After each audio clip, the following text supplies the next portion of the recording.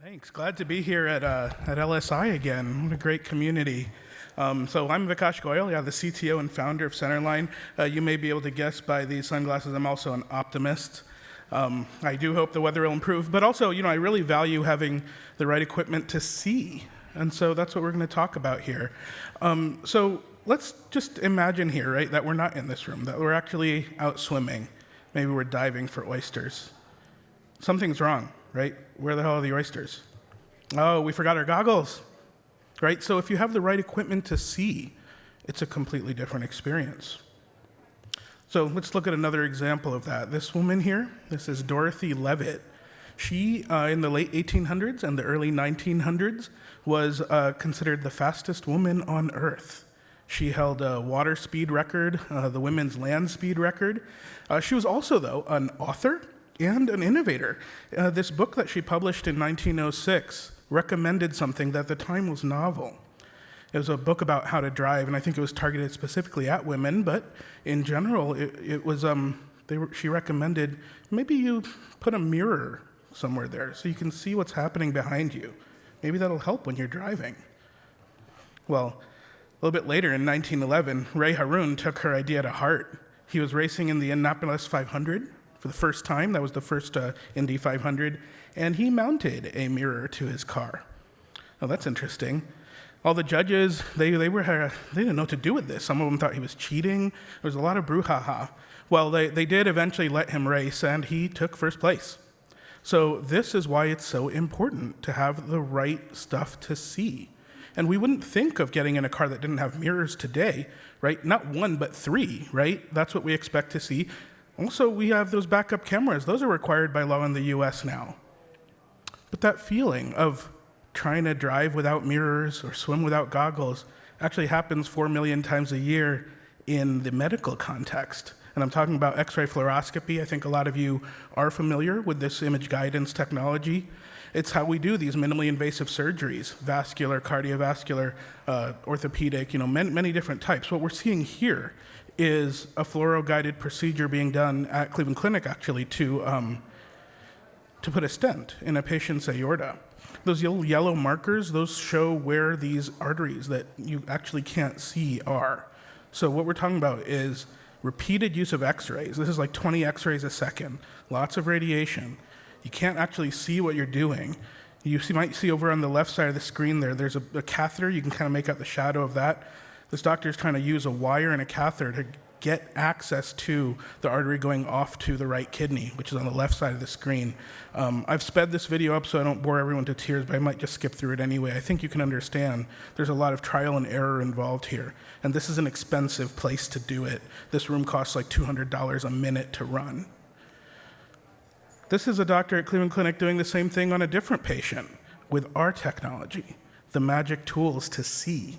So you can immediately appreciate, you can see the arteries in 3D. We can change the angles however you want. That bright blue catheter, that green line is predicting where a wire is going to go. Now don't blink. He's going to pull the wire back and then shoot right into that artery on the first try. And then here we go, first try. So this is what Centerline is founded on. This is the idea that we want to improve the quality of image guidance, allow these procedures to be done better, faster, more accurately, and more safely. Get rid of this heavy dependence on fluoroscopic radiation, this ionizing radiation that we now know is an occupational hazard to these physicians. So this is what Centerline's, at a glance. We founded in 2015, spun out from Cleveland Clinic. I was a researcher at Cleveland Clinic's Heart and Vascular Institute and Lerner Research Institute. We developed this under the guidance of a world-class endovascular surgeon, Roy Greenberg. Unfortunately, he passed away far too early. He was 49 years old, but it was cancer, and there may well have been a connection to these x-rays. So that's a lot of where our passion and our motivation comes from. So our product, and I'll tell you more about what it looks like, it's electromagnetic navigation, low-level fields, not ionizing radiation.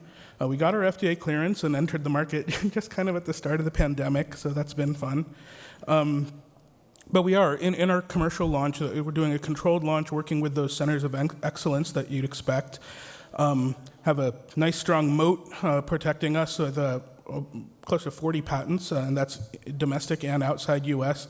I'll tell you a little bit about our teams. And we've also gotten a lot of support, not just from investors, but also from the government. And we've got a partnership working with the Air Force, gotten 4 grants from the National Heart, Lung, Blood Institute.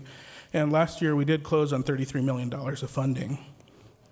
So what does the product itself look like? Well, it's kind of a razor and blade model. So on the left of the screen, you see our system. It's this platform supporting all of these types of navigation, so kind of computer on wheels. There's an electromagnetic tracking system.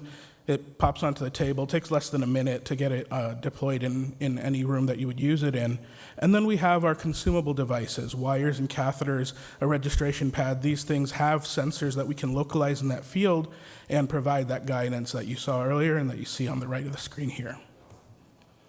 So I hope it's kind of becoming clear what our value prop is here, where we're trying to improve efficiency, trying to improve radiation safety. I kind of glossed over this earlier, but there is this contrast dye that's used in these procedures, but you want to limit it because it's toxic to the kidneys. There also has been a global supply shortage of it. So, we're trying to improve those things and ultimately improve the access to care by making procedures more accessible. And this stands to have benefits for, essentially everyone involved, all the stakeholders in the healthcare system.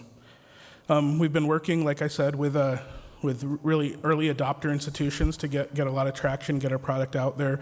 We also have research partnerships with Cleveland Clinic and University of North Carolina. I can also speak a little bit about where we're going with this technology. We've got our clearance right now in the descending aorta, the biggest artery in the body. This is where we have a lot of cases that are really long, really high radiation doses, where ultimately the costs can exceed the reimbursement. But we've got active development programs extending that indication to other parts of the body. One of the most interesting is structural heart. We've done a series of animal studies where we've actually been able to do some spectacular navigation through the structures of the heart in a way that's really, really challenging right now when you mix, echocardiography with x-rays, and you still can't really make out what's going on. But ultimately, we see capabilities, we see applications essentially everywhere in the body, not just cardiovascular. A few words about our leadership. We've got myself, subject matter expert. I've actually developed 3 navigation technologies for vascular interventions. Our CEO, Ghulam Khan, he's spent 20 years in Medtech, actually has a great track record of, he used to be CEO of US Endoscopy, grew them by 600%, exited them to Steris. Our head of operations, Sonia Snyder, she's literally launched 40 medical devices in her career, expert in lean and the ISO standards and everything. Our CFO and president, Frank Fedorowicz, has a lot of experience in leadership with small and medium medtech companies. Just a few words about our advisors too, and if you work in the vascular space or the cardiac space, you may recognize some of these faces and names. We've been really fortunate to get a lot of support from the experts out in the field that really see the need for our technology. So that's Centerline in a nutshell. I'm really happy to be able to present this like this and look forward to connecting and partnering throughout LSI. Thanks a lot.